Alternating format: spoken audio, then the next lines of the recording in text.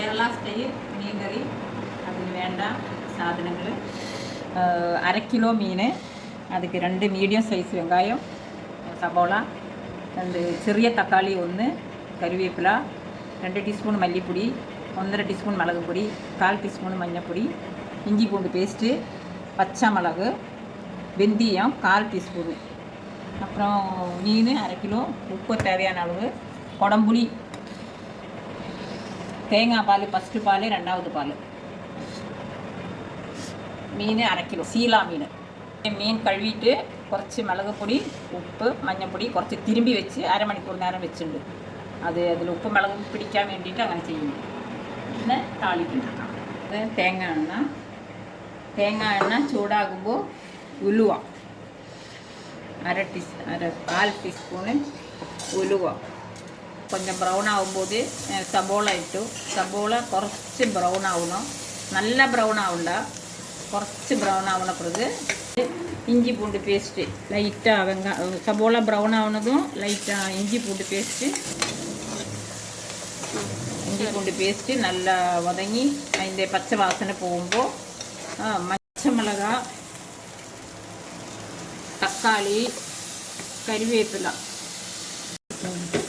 தக்காளி எல்லாம் கொஞ்சம் வதங்கின பிறகு மிளகாத்தூள், மல்லித்தூள், மஞ்சத்தூள்,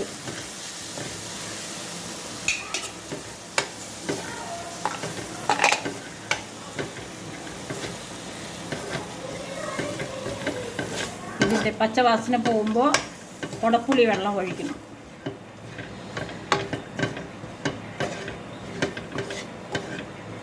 അതിൻ്റെ പച്ച വാസന പോകണ വരയ്ക്കും കൊഞ്ചം ഇളക്കണം. അതിൻ്റെ പച്ച വാസന പോണ പിറகு കുടപ്പുളി വെള്ളം ഒഴിക്കണം. ഇതോ കുടപ്പുളി വെള്ളം ഒഴിക്കാൻ പോകുന്നു.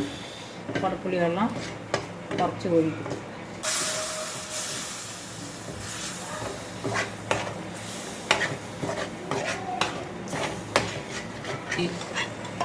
പുളിവെള്ളം ഒഴിച്ച് വെച്ച് മീൻ പോളും. ഇത് തേങ്ങയുടെ 2ാം പാൽ. തിളച്ച് വെള്ളം കുറവാണെങ്കിൽ കുറച്ചുകൂടി പച്ചവെള്ളം ഒഴിക്കാം. പുളി വെള്ളം വേണമോ അല്ലെങ്കിൽ പുളി വേണമെന്നാൽ പുളിവെള്ളം ഒഴിക്കാം. ഇല്ല കുഴമ്പ് കുറച്ചും കൂടി ലൂസ വേണമെങ്കിൽ പച്ചവെള്ളം ഒഴിക്കാം. തിളയ്ക്കണം, നല്ല 10 മിനിറ്റ് തിളയ്ക്കണം.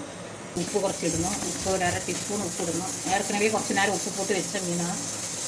കുറച്ച് ഉപ്പ് ചേർത്തു.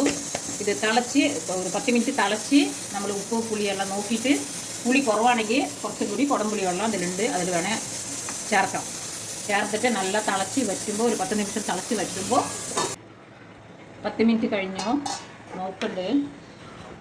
നമ്മളിതിൽ ഉപ്പ് കറക്റ്റാണോ പുളി കറക്റ്റാണോ നോക്കിയിട്ട് വേണമെങ്കിൽ നമുക്ക് ചേർക്കാം.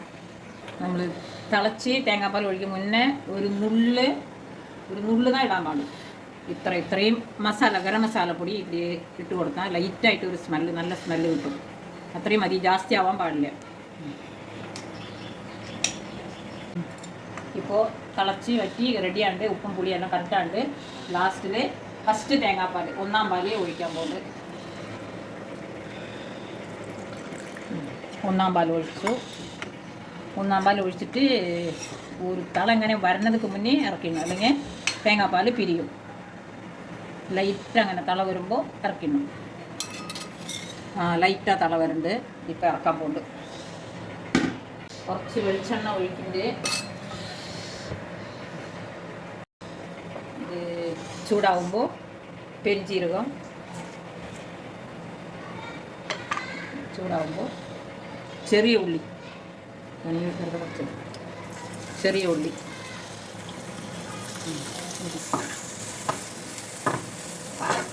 ചെറിയ ഉള്ളി നല്ല ബ്രൗൺ ആവണം. ബ്രൗൺ ആകുമ്പോൾ അതിൽ ഒഴിക്കണം.